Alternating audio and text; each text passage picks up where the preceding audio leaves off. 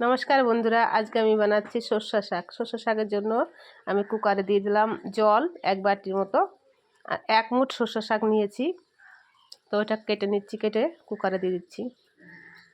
তো 1 মুঠ সর্ষে শাকের জন্য 1 মুঠেরও কম অল্প পালং শাক, ওইটার মাপেরই বথুয়া শাক। তো দিয়ে দিলাম। এখন একটা কাঁচা লঙ্কা দিয়ে দিলাম, এর মধ্যে একটা পেঁয়াজ, অল্প রসুন, অল্প আদা দিয়ে লবণ দিয়ে এটাকে সিটি লাগিয়ে দিচ্ছি।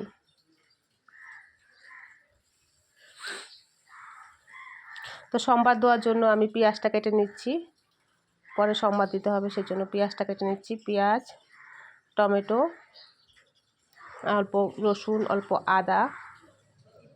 কুকারে সিটি লেগে গেছে।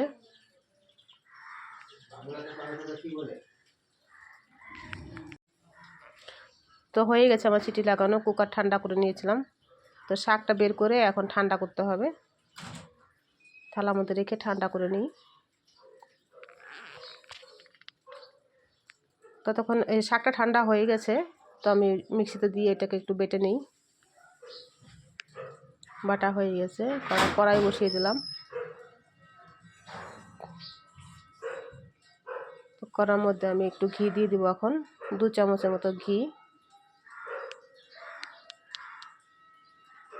অল্প জিরা দিলাম, রসুন আর আদা, পেঁয়াজ একটু ভাজা ভাজা করে নিই। পেঁয়াজটা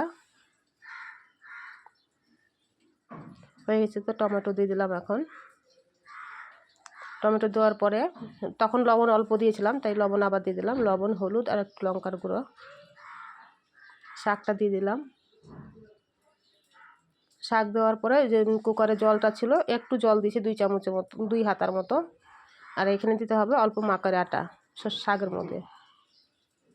তো এই আমার হয়ে গেছে মাকের রুটির সঙ্গে সর্ষের শাক। তো মাকের রুটি যদি কেউ রেসিপি লাগে তো কমেন্টে জানাবেন, আমি বলে দেব।